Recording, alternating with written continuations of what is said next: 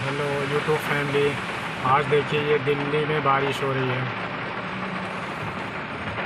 कितना ज़ोर शोर से हो रही है भाई। उस तरफ तो जाम लगा पड़ा हुआ है, देखिए ये आप।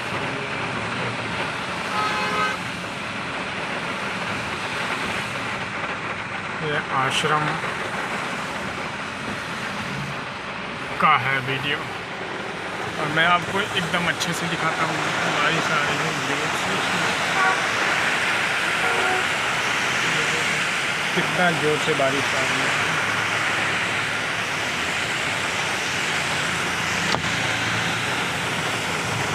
ये देखिए बस भी आ रही है, पूरा उस साइड जाम ही जाम लगा हुआ है भाई, भोगल जाने के लिए।